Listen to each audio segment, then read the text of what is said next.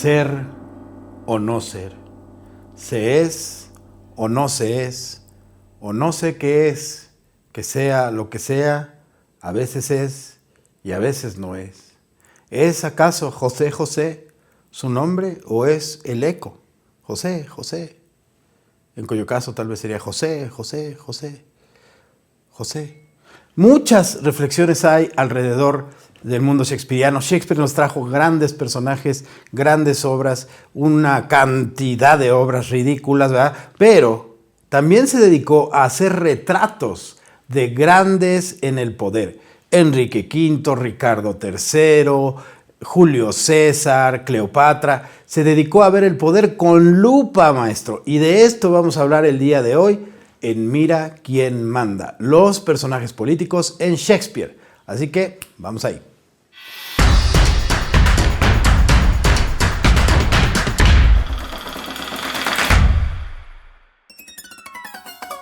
Mi gente, estamos de vuelta en esto que es Mira quién manda, temporada 3. Estoy como siempre muy contento de estar con ustedes, mis cibernautas, y de platicar con nuestro experto y gran amigo, el maestro, que no le gusta que le diga maestro, el amigo Gerardo Laveaga. ¿Cómo estás?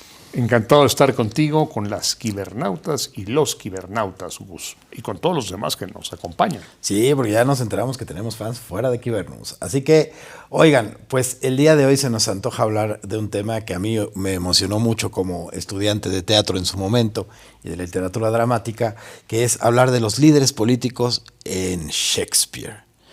Un extraordinario retratista, porque él tomaba líderes de la vida real, fueran más mitos o leyendas o más claros y más contundentes, y que hizo retratos del poder interesantísimos en esta época isabelina. Así que hablemos de ellos, mi estimado Gerardo. Hasta se me nota la emoción de niño chiquito. Me gustaría empezar con uno de los más famosos, y que no podría yo decir esto en un teatro: Macbeth. Me encanta Macbeth, Gus, pero yo quisiera empezar con otro antes que Macbeth, con Shakespeare, con el propio Shakespeare. Con el mismo Shakespeare, me gusta. Fíjate que a mí Shakespeare, igual que a ti, me encanta, me parece deslumbrante. Y lees una obra y nunca puedes leer 2 veces la misma obra de Shakespeare. Yo he leído Macbeth 4 veces, la he visto escenificada 2 y siempre encuentro cosas nuevas. 100%. Pero hay que decir algo. Ni siquiera estamos bien seguros de que Shakespeare haya escrito lo que dicen que escribió. Es correcto. Hay quien dice que era un editor, que él editaba, ponía su nombre y eran otros. Dicen, es que no puede haber un genio tan grande que escriba lo mismo Macbeth que las alegres comadres de Windsor. Claro. El que escribió Sueño de una noche de verano no pudo haber escrito Otelo. Claro. O sea, son estilos tan distintos, son versificaciones tan diferentes, que si tú haces esto con una computadora, son autores diferentes por las palabras que usan, por la versificación que emplean, y muchos le atribuyen obras a Marlowe, otras se las atribuyen a otros. Pero bueno, lo que hoy, en 2025, entendemos que son obras de Shakespeare, son de las que vamos a hablar. Pero cuando incluso fueron a buscar su tumba, la abrieron y no había ni un solo hueso. Tú visitas en Inglaterra, está Stratford upon Avon, la tierra, están sus monumentos, sus personajes, están sus libros, pero nunca encontraron un solo hueso de Shakespeare. Entonces mucha gente dice, no existió. Es un mito que inventaron los ingleses para decir, tenemos un escritor tan maravilloso, tan genial, que pudo escribir, sí, lo mismo Las alegres comadres de Windsor que Macbeth. Lo mismo Otelo que Sueño de una noche de verano. Es totalmente plural y es totalmente versátil. Incluso actores de la Royal Shakespeare Company han llegado a cuestionarse la existencia de Shakespeare. Salió por ahí un documental muy interesante de varios episodios que se llamaba Who Wrote Shakespeare, que es muy interesante de ver, muy bueno. Así que sí, hay todo, además de las grandes obras que Shakespeare haya existido o no, nos dejó muchísimos misterios. Y hablando de esos misterios, algo que hay que revelar aquí es todas estas minucias, vicios de carácter y demás de Macbeth. Ahora sí, muy interesante todo lo que tiene que ver con quién escribió a Shakespeare, revísenlo, hay mucho que ver ahí, pero vámonos con Macbeth, de mis favoritos, la verdad, de mis obras favoritas de Shakespeare. Sin duda, sin duda. Macbeth es un guerrero muy exitoso, acaba de ganar una batalla a favor de su jefe, el rey Duncan, y cuando viene de regreso se encuentra a 3 brujas que le dicen, tú vas a ser rey. Primero te van a nombrar, te van a dar un nombramiento noble, y luego vas a ser rey. Y también se lo dicen a su colaborador que está ahí, Banquo, escucha la profecía, y poco después de que llega, le dan el nombramiento noble que le habían profetizado estas 3 brujas. Entonces dice, oye, estas brujas sí hablaban en serio, no era una vacilada. Y le dice a su mujer, Lady Macbeth, uno de los grandes caracteres de la literatura universal, Lady Macbeth. Dice, oye, ¿qué hacemos? Me dicen que voy a ser rey, y viene el rey Duncan a quedarse con nosotros próximamente. Y ella le dice, mátalo y conviértete en rey. Y cuando Duncan se va a quedar a la casa de Macbeth, Macbeth lo mata siguiendo el consejo de su mujer, Lady Macbeth. Pero ahí empieza la serie de reflexiones que Shakespeare nos presenta. ¿Cuál es el precio del poder? Claro. Siempre puedes hacerlo todo para conseguir el poder, matar incluso a tu jefe que ha sido gentil, como Macbeth mata a Duncan. Y entonces empiezan los remordimientos de Macbeth. Al principio su mujer, Lady Macbeth, no tiene ninguno. Luego va a empezar a tener pero dice, tengo que matar a Banquo también, porque si no sus hijos... porque las brujas profetizan que los hijos de Banquo algún día gobernarán. Entonces tengo que matar también a Banquo y tiene que matar a todos los que están a su alrededor. Cuando ya mata a Duncan, le echan la culpa a los hijos de Duncan que salen corriendo, ordena matar a todos los cortesanos que puedan interferir en su proyecto y se crea una ordalía de sangre horrenda. Mata a todos porque él quiere ser, en su afán de ser el rey, y se llena de enemigos. Toda la gente quiere librarse de él. Finalmente uno de los hijos de Duncan encabeza una revuelta contra él y entonces Macbeth corre a las brujas y dice, ¿qué hago? ¿Qué pasa? Dice, no te preocupes, hasta que el bosque no se levante en tu contra no te va a pasar nada. Además, ningún hombre nacido de mujer te va a matar. Entonces dice, pues una locura, pues el bosque no se va a levantar contra mí y todos los hombres nacen de mujer, entonces, ¿de qué me preocupo? Pero un buen día, el hijo de Duncan se rebela y hace que todos los soldados se camuflen, se camuflajen como árboles, se ponen hieros y todo, y el bosque empieza a avanzar.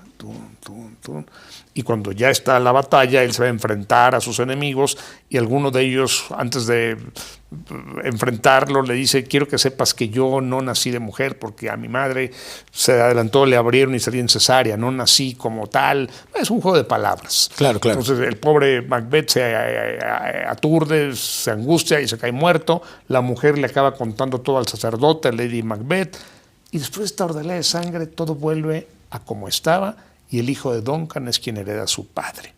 ¿Valió la pena tanta matanza? Claro. ¿Valió la pena tanta intriga?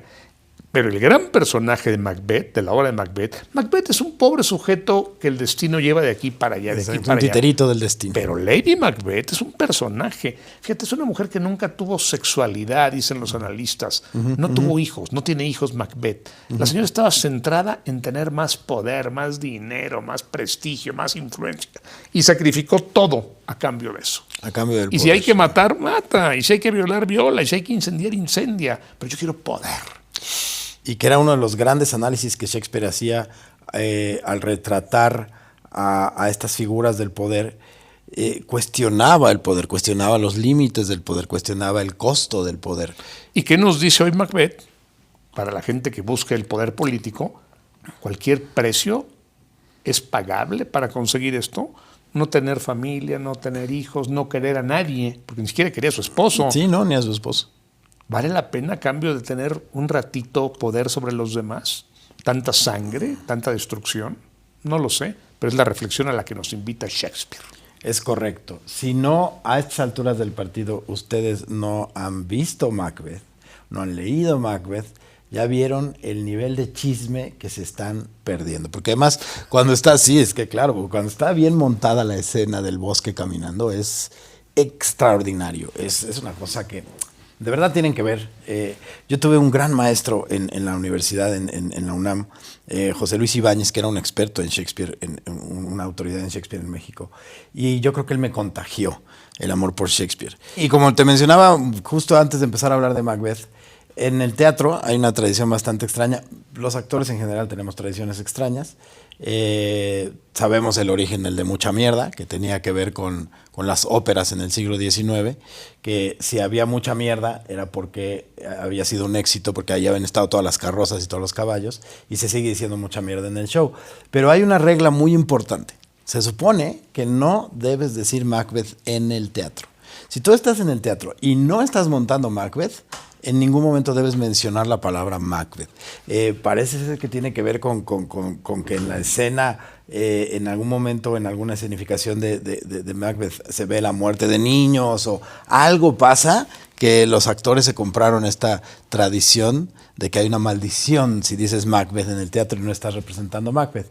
Ahora, lo que resulta interesante a lo mejor no es tanto el origen de la tradición como el hecho de que hay actores, y te estoy hablando de actores serios, te estoy hablando incluso de las vacas sagradas del teatro mexicano, que se toman muy en serio esto, muy en serio, y nunca dicen y hay de aquel que diga Macbeth en el teatro. Pues qué bueno que no estemos hoy en el teatro. Hoy estamos en un foro, así que nos libramos de esa maldición. Bueno, regresando, te mencionaba, ¿no? El maestro José Luis Ibáñez en su momento me obsesiona con una obra que es Ricardo III, que yo creo... No sé ya cuántas veces la he leído, pero cuéntanos quién es Ricardo III, porque aquí también se pone muy bueno el chisme. Ricardo III es el último príncipe, el último rey de la familia York. Uh-huh. Hay una guerra terrible entre el grupo de los York y los Lancaster, las dos rosas, la blanca de York, la roja de Lancaster. Uh-huh. Y bueno, están peleados a muerte, y es un rey, es otro rey, es otro rey. Y finalmente, cuando muere Enrique IV, tenían que entrar sus hijos, que son unos niños, pero el hermano dice, no, yo quiero ser rey. Y mata a los niños, bueno, eso se cuenta, los encierra en la torre, los mata y mata a todo mundo. Es otra obra muy interesante. Shakespeare presenta a Ricardo III como un rey malo, malísimo. Y cuando tú ves la clásica película de Ricardo III que caracteriza a Laurence Olivier en el cine, bueno, qué hombre tan malo, no puede haber alguien tan malo. Además es jorobado, jorobado, camina así. Hoy sabemos que Ricardo III no era jorobado. Ya descubrieron su esqueleto, tenía una escoliosis, una torcedura de la columna. O sea, sí tenía algún movimiento, pero no era jorobado. Ya. Y no fue tan mal rey. Gobernó escasos 2 años, y en esos 2 años se preocupó por la gente, hizo que los juicios fueran no en latín, que la gente pobre no entendía, sino que fueran en inglés, para que sepas de qué te están acusando al menos. Claro. Me acusan de que se robó un pan, ¿no? Yo no me robé el pan, fue mi hermano. Pero cuando era en latín, pues la gente no entendía y la mandaban a la cárcel. No fue un rey tan malo. Ahora, fue un rey de su época, fue un rey de su tiempo, fue un rey que tuvo que pelear, que tuvo que luchar, que tuvo que imponer. Pero la obra de Shakespeare es malo, malísimo. Creo que no hay un villano más malo. Tito Andrónico, no lo sé, pero peor que Ricardo III como gobernante. Claro. Me cuesta trabajo. Mato, violo, desaparezco, asfixio, secuestro, todo para quedarme con el poder. Un poco al estilo de Lady Macbeth. Claro. Y bueno, y este rey finalmente va a pelearse con todo mundo, no va a cumplir promesas, y cuando no le cumple la promesa de un título noble a uno de sus amigos, se levanta en armas contra él y lo derrotan. Es muy famosa esa frase de Ricardo III cuando está perdiendo, que tiene que escapar y no tiene cómo escapar. Un caballo. Nadie le ofrece un caballo, todos lo traicionan. Dice, mi reino por un caballo. Es muy famosa esa frase. Fíjate que la reflexión que hace Shakespeare en Ricardo III me encanta, pero creo que ahí sí se le fue la mano haciendo tan malo al personaje. Se pasó un poco con la villanía. Creo que sí. Hizo un villano muy, diríamos coloquialmente, muy ñaca, ¿no? Y sí, todo el tiempo está conspirando desde las sombras, todo el tiempo esta figura jorobada, traicionando, seduciendo, matando, obsesionándose, es maloso. Ahora, te doy un dato interesante. ¿Por qué lo hizo así Shakespeare? Porque quería quedar bien con la reina Isabel.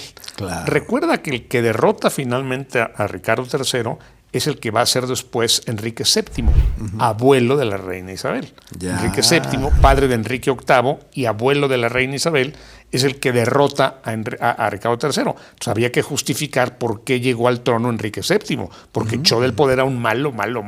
Claro. No es que haya sido un ambicioso que sí lo era, Enrique VII, y que haya peleado y que haya ganado a la buena o a la mala. No, su causa era justa. Claro. Eliminar a un tipo que había matado a niños, que había matado a mujeres, que había quemado aldeas, que había hecho todo eso, lo merecía. Entonces Shakespeare lo hizo así, sí lo entiendo. Claro. Y la reflexión que hace es muy buena. Pero bueno, ahora, ¿hay gente así en el poder? Yo creo que sí. Sí, claro. Yo creo que independiente que haya correspondido o no a la realidad, por supuesto que hay gente así y peor, que en su busca por el poder político hace eso y más cosas. Sí. Yo creo que hoy en esta época es injustificable cometer fechorías y violar la ley para quedarse con el poder. Absolutamente injustificable. Y algo que hace muy interesante también este dato que das sobre Shakespeare o el colectivo Shakespeare, como haya sido en su momento, quedando bien con la reina Isabel. No hay que olvidar que esto sucedió en el contexto del Globe Theatre, que todo era teatro isabelino, que la reina iba a estas puestas en escena, que estaba un poco a servicio también de la corona. Y bueno, hablando de coronas y hablando de reyes y hablando de Enríquez, ¿por qué no vamos con Enrique V? ¿Qué nos cuentas de Enrique V? Fíjate que Enrique V, contra lo que muchas personas piensan, es una reflexión más que sobre el poder político, sobre la guerra. Correcto. Enrique V, en la obra anterior, que se llama Falstaff, Falstaff es un gordo, mujeriego, borrachín, y se trae al hijo de Enrique IV, que es el príncipe Hall.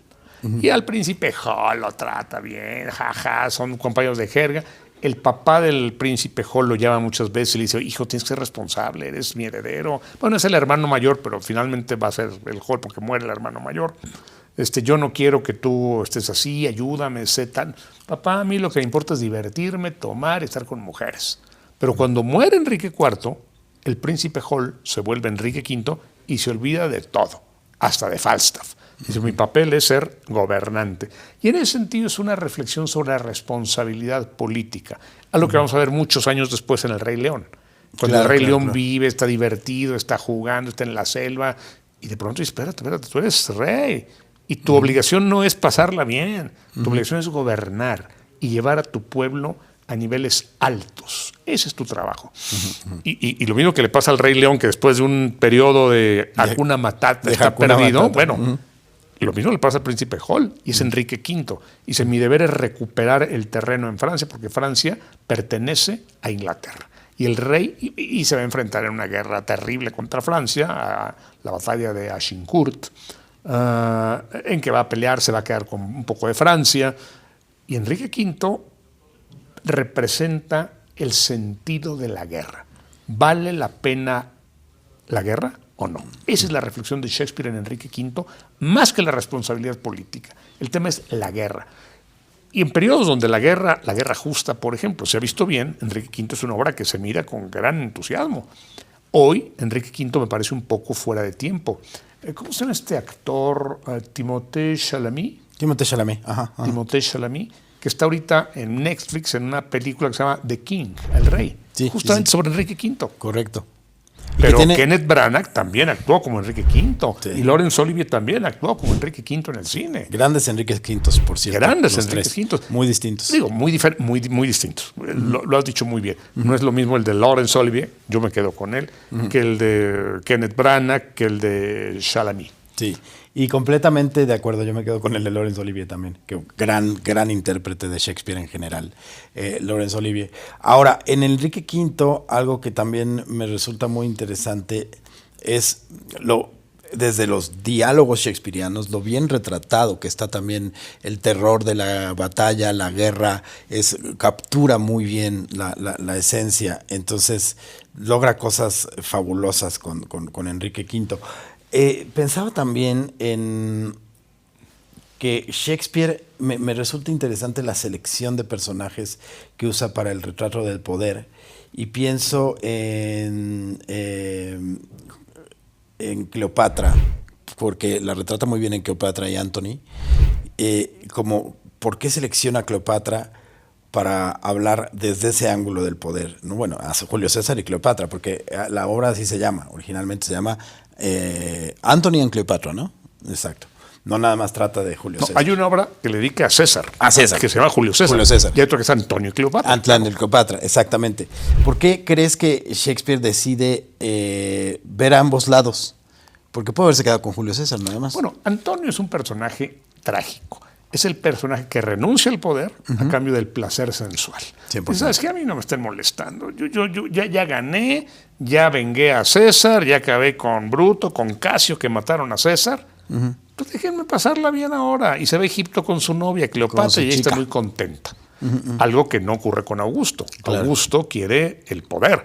Y si tiene que quitar de en medio a Antonio, lo va a hacer. Entonces, Antonio es un hombre muy sensual, pero que cae en el poder seductor de Cleopatra, que ella sí, es una mujer muy pragmática. Y recuerda mucho a Lady Macbeth, Cleopatra. Sí. La Cleopatra de César. Sí, pragmática, calculadora, quiero esto, cuánto estoy dispuesto a pagar, si tengo que acostarme con este hombre o que seducir a aquel, ya lo hice con César, ahora lo voy a hacer con Antonio. Si en sus manos hubiera estado, habría seducido también a Augusto. Pero Augusto decía, no, para nada. Yo no le entro a este jueguito. Entonces Cleopatra, al final, cuando ve a Marco Antonio muerto, creo que se conmueve y dice, la regué.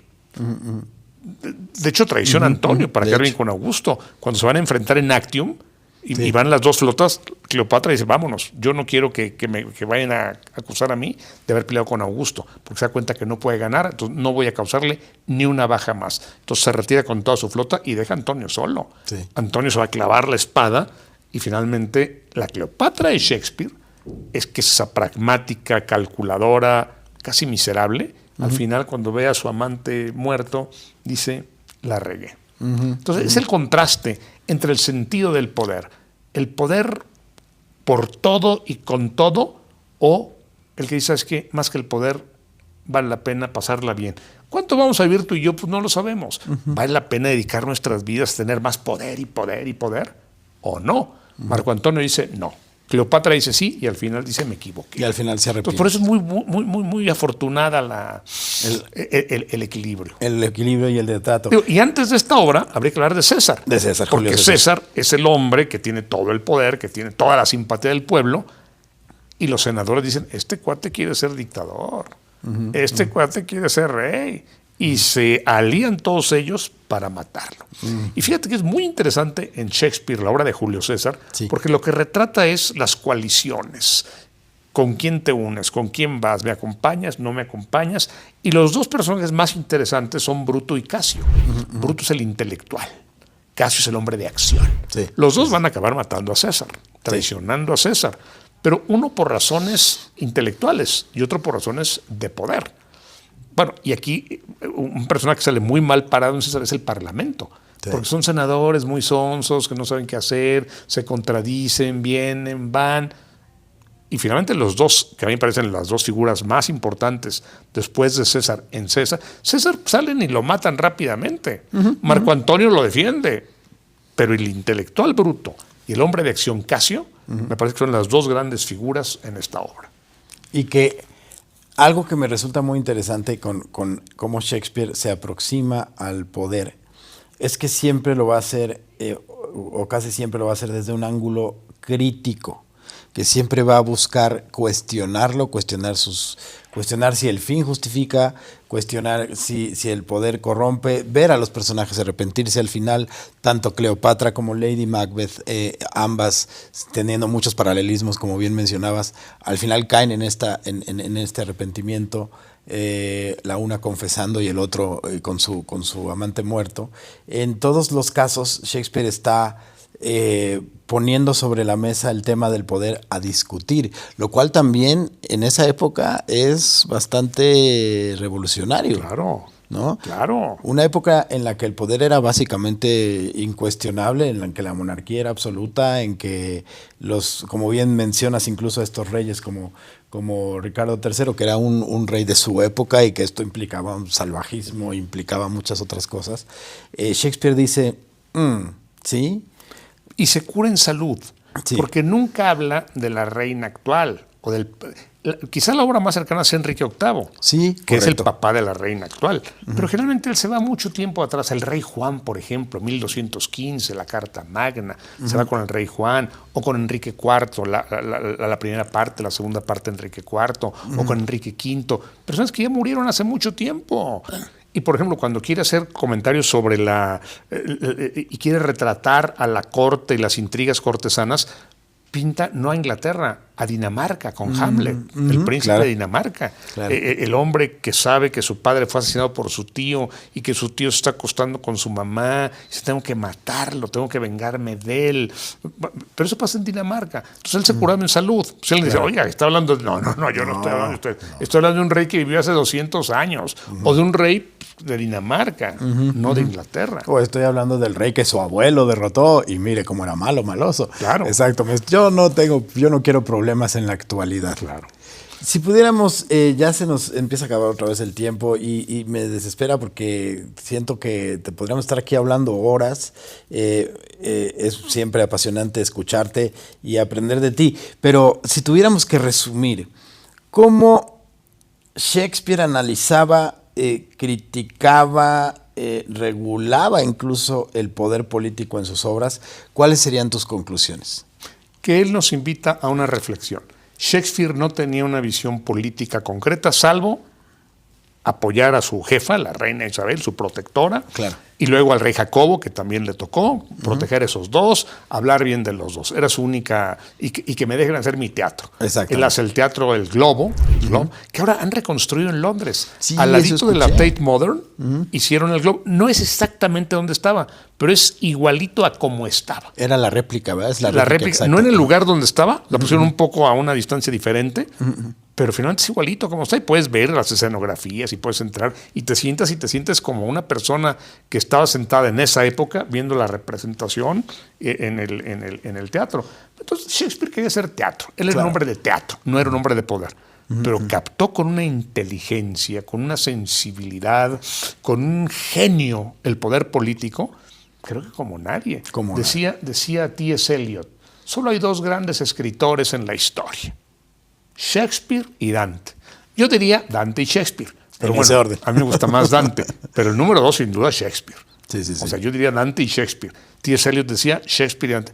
No hay más en la literatura. Sí, ¿no? Shakespeare, Dante y el todos resto. los demás. Ya están los demás echándole ganas. Pero bueno, ciertamente Shakespeare reformó el teatro, reformó la forma de entender el poder y reformó la lengua inglesa. Fíjate algo que nunca he podido hacer, ver a Shakespeare en el inglés original. Si en el inglés ya reformado se me van palabras, ahora imagínate en el inglés original se me va todo. Pero tengo que leer bien la obra de Shakespeare y voy a ir un día, cuando pueda, a oír a Shakespeare en su lengua original, en el inglés viejo. En el inglés viejo, sin ninguna adaptación, que además era cómo jugaba con el inglés y cómo propuso nuevas formulaciones con el inglés. Yo en algún momento tuve la obsesión de presentar Ricardo III. Al final nunca pude, pero habíamos llegado muy lejos. Íbamos a presentarlo al aire libre, sin ningún tipo de luz artificial. Quería irme lo más cercano a la época posible, a la traducción más fidedigna posible en español. Quería montarlo con antorchas, con todo fuego. Quería hacer una réplica, por lo menos, de la parte del templete del Globe. Fue un proyecto que incluso llegó lejos en su planeación y me quedé con ganas. Pero nunca es tarde. Ya vieron ustedes, mis queridos quibernautas, que el chismecito shakespeariano es genial. Si usted no ha leído Shakespeare, si usted no ha visto Shakespeare, tiene que entrar en ese terreno porque nos habla mucho sobre el poder. Como líderes tenemos que cuestionar el poder siempre. Constantemente. Y el poder del rey, del parlamento y del pueblo. Absolutamente.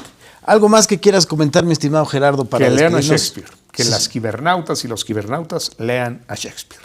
Tienen que, como un absoluto fan del trabajo shakespeariano, se los recomiendo ampliamente. Hay de pronto en la BBC también transmisiones del Globe que son muy buenas. Luego hay grandes adaptaciones, grandes directores. Kenneth Branagh es uno de los que ha traído a la modernidad. Shakespeare ha hecho grandes adaptaciones. Y sí, si a estas alturas acabas de llegar a la conclusión de que el Rey León también mezcla Hamlet, estabas en lo correcto. Muy bien. Nos vemos a la próxima, mi estimado Gerardo. Muchas gracias, quibernautas. Vamos a seguir con esto de Mira quién manda. Seguimos platicando. Apenas estamos empezando esta temporada. Vamos por mucho más. Gracias por su atención. Gracias, Gerardo. Gracias a ti, gracias a ustedes. Hay que vernos, ¿ok?